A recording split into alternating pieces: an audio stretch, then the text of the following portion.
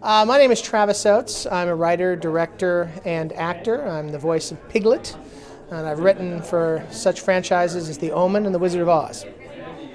What I like about the L. Ron Hubbard stories are that they have such a feel of the 1930s and 40s. They seem like they're ripped right out of the headlines of that age.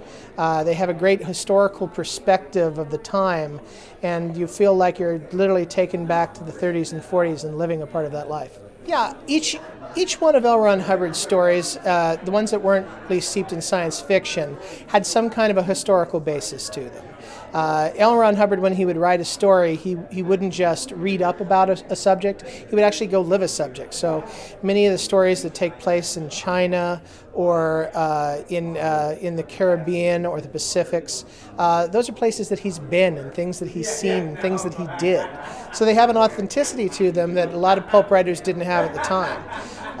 Also, the stuff that he wrote about westerns, and even some of the stories that he wrote about, like the pirate life, they were uniquely and very deeply researched. The terminology that he used wasn't just the terminology that people of the day would use, it was the terminology that people in the 18th century or the 17th century would use, because he was really meticulous when it came to language. So it really was authentic in a way that a lot of modern stories wouldn't be, within the language and the verbiage and the quality of what was happening in the stories. Well, they have a tendency to call these audio books, and I call them, they're more like audio plays, I feel.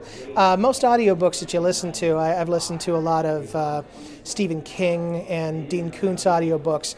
There's somebody sitting and reading the story, which can be very entertaining, but these books have sort of a soundscape that these other audiobooks don't. That's why I call them audio plays. I think the sound and the imagery that they have in the books, it sounds more like a radio play would back in the 1930s or 40s, which brings the whole feel of the L. Ron Hubbard stories, I think, more vividly to life.